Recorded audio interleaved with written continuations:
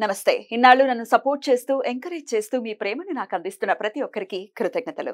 అలాగే ఈ వీడియో కూడా ఖచ్చితంగా మీకు ఉపయోగపడుతుంది. లైక్, షేర్ అండ్ సబ్స్క్రైబ్ చేసి మీ సపోర్ట్‌ని నాకు అందించండి. అలాగే ఈ వీడియో పట్ల మీకున్న అభిప్రాయాన్ని కామెంట్ సెక్షన్‌లో కామెంట్ చేసి తెలియజేయండి. ఇప్పుడు వీడియోని చూద్దాం.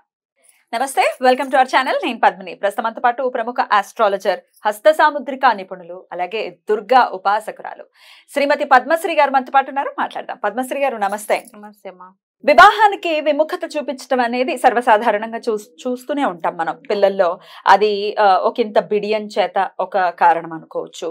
లేకపోతే సెటిల్మెంట్, చాలా చాలా ఈక్వేషన్స్ వచ్చేసాయి ఇవాళ రేపు మనకి.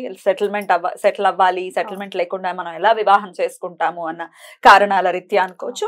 ఇట్లా అయితే కొంతమంది మాత్రం చాలా చాలా స్టబర్న్ గా ఉంటారు. వద్దంటే వద్దు అని అంటారు. ఈ తల్లిదండ్రులు ఎన్ని పూజలైనా చేయనియండి, ఎన్నైనా చేయనియండి, కానీ వివాహానికి మాత్రం ఒప్పుకోకుండా ఉంటారు. అసలు ఎందువలనండి? జాతకంలో ఏమన్నా ఉంటుందా? ఈ పాయింట్ ఏదైనా ఉంటుందా? వీళ్ళు వివాహానికి ఖచ్చితంగా విముఖత చూపిస్తారు. మరి అలా చూపించే వాళ్ళకి మరి ఆల్టర్నేటివ్ ఏంటి ఒకసారి చెప్తారా? ఖచ్చితంగా. అయితే ఇప్పుడు ఇలాగ మొండిక వేసే రాసులు కొంతమంది, అంటే కొన్ని రాసుల వారు ముఖ్యంగా చెప్పుకోవచ్చు అనమాట. చాలా మందికి వివాహం చేసుకోవాలని ఉంటుంది, ఆతృతగా ఉంటారు, కానీ చేసుకున్న తర్వాత లైఫ్ పార్ట్నర్స్ తో అడ్జస్ట్ కాలేని రాసులు కొన్ని ఉంటాయి. రాశుల వారిగా మీరు చెప్తున్నారు. అవును. అలాగే ఇప్పుడు కొన్ని రాసులు ఏంటంటే విముఖత చూపించుకుంటూ కూడా, అంటే విధి లేక కొంతమంది తల్లిదండ్రి ప్రమేయంతోనో ఏదో లాగా ఇష్టం లేకపోయినా కూడా వివాహాలు జరుగుతాయి కొంతమందికి. అలాంటి రాసులు ఏమి అంటే మేషరాశి, మిథున రాశి, కన్యా రాశి, తుల, వృశ్చికం. అయితే ఇప్పుడు ఈ రాశుల వాళ్ళు వీళ్ళకి విముఖత ఉంటుంది. అంటే ఇందులో కొంతమంది కొన్ని రాశుల కంటే మిథున రాశి, కన్యా రాశి, తుల వీళ్ళకి ఇష్టం ఉన్నా కూడా కొద్దిగా అంటే లైఫ్ పార్ట్నర్స్ తోని ఇమడలేకపోవడం అనేది ఉంటుంది ఖచ్చితంగా. అంటే వాళ్ళ యాటిట్యూడ్ చూపిస్తూ ఉంటారు అనమాట. అందులో మొట్టమొదటి రాశి మేష రాశిని తీసుకున్నట్టయితే ఈ రాశి స్వభావ రీత్యా చాలా కోపంగా ఉంటారు అనమాట. చాలా చాలా ఉద్రేకపూరితమైనటువంటి స్వభావం కలిగి ఉంటారు వీరు ఎవరితోనైనా సరే. అందులో ముఖ్యంగా లైఫ్ పార్ట్నర్స్ తోనైతే మరీను అసలు చాలా విపరీతమైన అనవసరమైనటువంటి గొడవలు. అంటే నా పంతమే నెగ్గాలి, నేను చెప్పిందే రైట్ అన్నట్టుగా అప్పటి పరిస్థితుల్లో అలాగ వాదానికి దిగుతారు. ఆ వాదన అనేది ఎంత భయంకరంగా చేస్తారంటే అసలు బీభత్సంగా అనమాట. ఎంతవరకైనా మాట్లాడతారు వాళ్ళు. అసలు తట్టుకోలేము. అసలు ఎంతవరకైనా వెళ్తారు మాటల యుద్ధంతో. అయితే అది నిజంగా రియలైజ్ వాళ్ళ మాటలు ఎలా ఉంటాయంటే ఎంత కటుగా ఉంటాయంటే ఏ రిలేషన్ తోనైనా వాళ్ళు మాట్లాడే మాటలకు ఆ బంధుత్వాలు బీటలు వాడటానికి కూడా అవకాశాలు ఉంటాయి అన్నమాట. కాబట్టి చాలా జాగ్రత్తగా వీరు ఆచితూచి మాట్లాడటం అనేది చాలా చాలా అవసరం. అయితే వాళ్ళు ఏం చేస్తారు, ఇప్పుడు మాట్లాడి వెంటనే కొద్దిసేపటికి అది మర్చిపోతారు. వాళ్ళు మాట్లాడిన మాటలు వారు మర్చిపోతారు. అవతల వాళ్ళని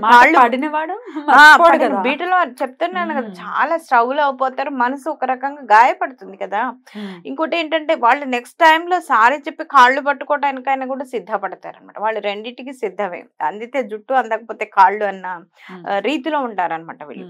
కాబట్టి వీరికి నేను ఇచ్చే సలహా ఏంటంటే చాలా జాగ్రత్తగా ఆచితూచి మాట్లాడేటప్పుడే మంచిగా మాట్లాడినట్టయితే మనస్పర్ధలు రావడానికి అవకాశాలు తక్కువగా ఉంటాయి. కాబట్టి కాస్త జాగ్రత్తగా, ముఖ్యంగా ఏంటంటే లైఫ్ పార్ట్నర్స్ తోని ఎప్పటికీ కూడా అంటే జీవితకాలం కలిసి ఉండేటువంటి బంధం వైవాహిక బంధం కాబట్టి జాగ్రత్తగా ఉండడం అనేది నా సలహా అనమాట. అలాగే మిథున రాశి వాళ్ళు కూడా అంతే. అంటే వాళ్ళ స్వభావం కూడా ద్విస్వభావం. అంటే రెండు, అంటే ఒక ఆడ మగ బొమ్మల, అంటే వాళ్ళు ఇప్పుడు ఆలోచించినటువంటి ఆలోచన మళ్ళీ నెక్స్ట్ నిమిషానికి వాళ్ళకి మారుతూ ఉంటుంది అనమాట. వాళ్ళ ఆలోచన విధానాలు మారుతూ ఉంటాయి. లగ్నం కూడా ఇది వర్తిస్తుంది ఖచ్చితంగా వర్తిస్తుంది. రాశి లగ్నం రెండు కూడా ఇలాంటి స్వభావాలే కలిగి ఉంటారనమాట.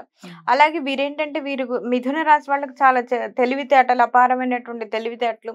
ఒకే రంగం కాకుండా రకరకాల రంగాలు, అంటే 2-3 విషయాల్లో వీళ్ళు నేర్చుకోవడానికి కానీ అటు సంపాదన పరంగా కూడా పరిగెత్తుతూ ఉంటారనమాట.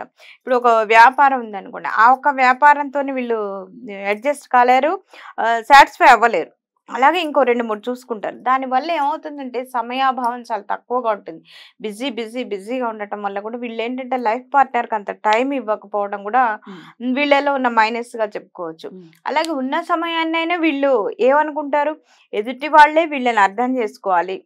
వీళ్ళు ఎంత బాధలో ఉన్నారు, ఏం కోరుకుంటున్నారనేది ఎదుటి వాళ్ళే వీళ్ళని అర్థం చేసుకోవాలనేటువంటి ఆలోచన ధోరణితోని ఈ మిథున రాశి వాళ్ళు ఉంటారు. కాబట్టి చాలా జాగ్రత్తగా, అంటే 2 వైపులా అన్యోన్యత పరంగా అయితే, అర్థం చేసుకునే తత్వం పరంగా అయితే ఇద్దరు కూడా ఒక ఇదిలో ఉంటేనే కదండి వాళ్ళు ఒక అడుగు వేయాలి, వీళ్ళు ఒక అంతేగాని ఒకళ్ళని ఇలాగే కూర్చుంటాను నా వైపుకి నువ్వే రావాలి అంటే అది ఇంపాసిబుల్. అది అసలు ఎవరో ఒకసారి ఒకళ్ళు తగ్గుతారు, ఒకసారి ఒకళ్ళు తగ్గాలి. కానీ ఈ మిథున రాశి వాళ్ళు ఏమనుకుంటారంటే నన్నే అర్థం చేసుకోవాలి, నా వైపుకే రావాలి అన్నటువంటి స్వభావంతో వీళ్ళు ఉంటారు. కాబట్టి కాస్త వీళ్ళకి కూడా విభేదాలు రావడానికి అవకాశాలు ఎక్కువగా ఉంటాయి.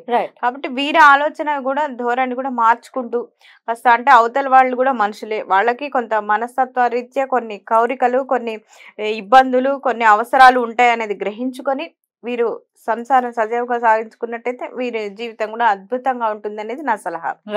అలాగే నెక్స్ట్ కన్యా రాశి వాళ్ళు. కన్యా రాశి వాళ్ళు కూడా అంతే, మళ్ళీ ద్విస్వభావం, అంతే ద్విస్వభావమే. వీళ్ళు కూడా అంతే సేమ్ ఉంటారు. ఇంకోటి ఏంటంటే కన్యా రాశిలో వీళ్ళు కాస్త సున్నిత మనస్తత్వం అంటారు అనమాట. అయితే వీళ్ళేంటి అక్కడ సుపీరియారిటీ ఉంటే ఇక్కడ ఇన్ఫీరియారిటీ ఫీలింగ్ అనమాట. వీళ్ళు నన్ను పట్టించుకోవట్లేదు, నన్నేదో తక్కువ చేస్తున్నారు, నా మీద అసలు శ్రద్ధ లేదు, వీళ్ళకి ఇంట్రెస్ట్ లేదు అన్న రీత్యా వీళ్ళ ఆలోచన ధోరణి అనేది వీళ్ళకి వెళ్తూ ఉంటుంది అనమాట. అది కూడా సుపీరియారిటీ అని రెండు ఇబ్బందికరమైనటువంటి ఆలోచన విధానం, రెండు కూడా సరైన విధానం కాదని చెప్తాను నేను. అయితే వీళ్ళు కన్యా రాశి వాళ్ళు కూడా కాస్త అంటే ప్రస్తుత పరిస్థితిని అర్థం చేసుకుంటూ, అంటే కాలమాన పరిస్థితి కూడా మనస్తత్వం కూడా పెంచుకుంటూ, అంటే ఆలోచన విధానం కాస్త పెంచుకోవాలి. ఇప్పుడు సున్నితంగా అలాగే ఉండటం అనేది అంత కరెక్ట్ కాదు. అందులో ఇప్పుడు ఉన్నటువంటి స్పీడ్ యుగంలో బ్రాడ్ గా ఆలోచించాలి, స్ట్రాంగ్ గా ఉండాలి. ఇప్పుడు జాతకం కూడా ఏం చెప్తాం, ఒక సూచన సలహా, ఇప్పుడు మీకు ఇలా ఉండబోతుంది, ఇండికేషన్ అంతే, దాని ప్రకారంగా నడుచుకుంటూ వెళ్ళాలి. ఏ రాశుల వాళ్ళకి ఏ స్వభావం ఉంటుంది అని చెప్తాం. కాబట్టి ఏమేమి తినొచ్చు, ఏమేమి తినకూడదు, ఉష్ణతత్వం, శీతలతత్వం ఇలా ఉంటుంది, జలతత్వం, ఇలా ఒక్కొక్క రాశికి ఒక్కొక్క స్వభావం ఉంటుంది. కాబట్టి ఆ సలహాలు సూచనలు పాటించుకుంటూ వెళ్ళినట్టయితే అద్భుతంగా ఉంటుంది అన్నమాట. అంటే వీరికి కూడా ఇచ్చే సలహా అది, జాగ్రత్తగా మెంటల్ గా స్ట్రాంగ్ అవుతూ అవతల వాళ్ళ అర్థం చేసుకోకపోయినా మీరు ఒక అడుగు అవతలకి వెళ్ళైనా సరే వాళ్ళని, అంటే మ్యూచువల్ గా వెళుతూ ఉన్నట్టయితే అద్భుతంగా ఉంటుంది మీ జీవన విధానం అనేది. అంటే వీరికి అలాగే తులారాశి, ఈ తులారాశి వాళ్ళు ఎందుకు అంటే వీళ్ళు ఖచ్చితంగా ఇలాగే ఉండాలి.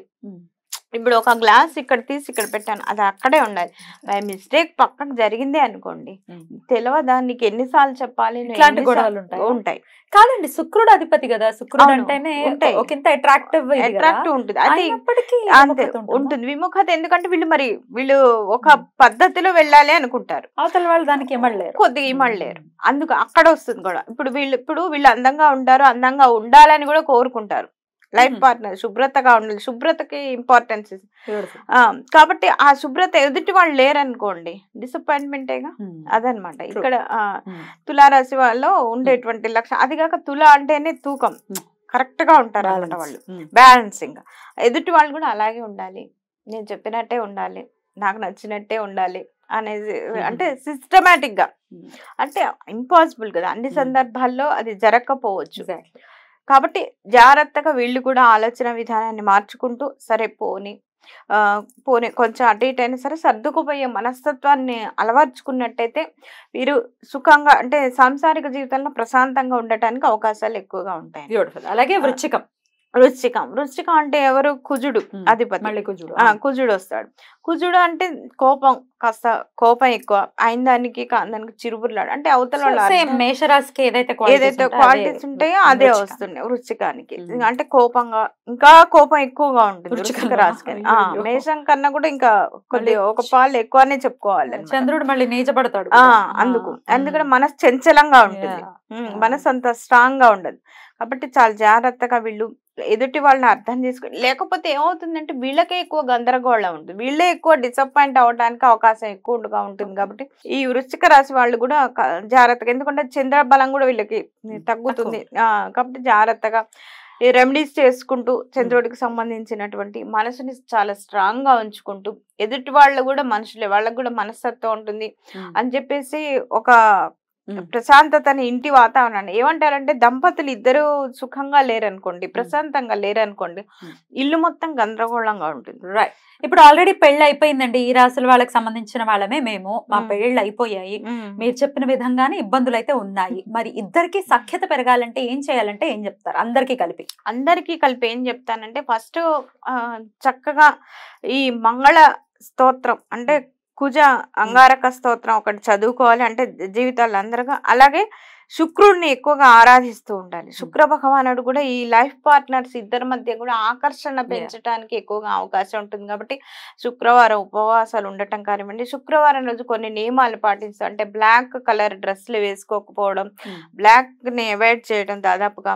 చక్కగా ఆ రోజు స్వీట్స్ ఎవరికైనా పంచి ఇవ్వడం, ముఖ్యంగా చిన్న పిల్లలకి స్వీట్స్ పంచడం లాంటివి చిన్న చిన్న టిప్స్ పాటించుకుంటూ, అతి ముఖ్యంగా ఏంటంటే ఎదుటి వాళ్ళని అర్థం చేసుకుంటూ వెళ్ళటం అనేది అన్ని రాసుల వాళ్ళకి, అందరి మనస్తత్వాలకు, అన్ని మనస్తత్వాలకు కూడా చెప్పడం జరుగుతుంది. కాబట్టి జాగ్రత్తగా ఈ చెప్పినటువంటి రెమెడీస్ చేసుకుంటూ మనసుని ఎప్పుడు కూడా ఆహ్లాదకరంగా ప్రశాంతంగా ఉంచితే ఇల్లంతా కూడా ప్రశాంతంగా ఉంటుంది, దంపతులు ఇద్దరు కూడా హాయిగా సుఖంగా ఉండడానికి అవకాశాలు ఉంటాయి అన్నమాట. ఇప్పుడు ఆల్రెడీ పెళ్లికి సిద్ధంగా ఉన్నటువంటి యువత ఉండవచ్చు, వారి తల్లిదండ్రులు ఇబ్బంది పడుతుంటారు, మాకు పెళ్ళొద్దు అని, మరి వాళ్ళకి ఏదైనా రెమెడీ ఉందా? వాళ్ళకి ఏంటంటే అమ్మా జాతకాలు చూపించుకుంటాం ది బెస్ట్ రెమెడీ. జాతకం చూపించుకుంటే అసలు వీళ్ళు ఏ గ్రహ దోషాల వల్ల వీరు ఇంట్లో విముఖత చూపిస్తున్నారు, అంటే కొన్ని గ్రహాల రాసి ఇంపాక్ట్ ఉంది, ఇంకా లగ్నం నుంచి కానీ, లేకపోతే అసలు ఖచ్చితంగా అలా ఉండాలి. వైవాహిక బంధం అనేది చాలా చాలా పటిష్టంగా ఉండాలి, ఎందుకంటే ఏదో 1-2 ఏళ్లకు సంబంధించినటువంటి విషయం కాదు, జీవితాంతం కలిసి ఉండాలి,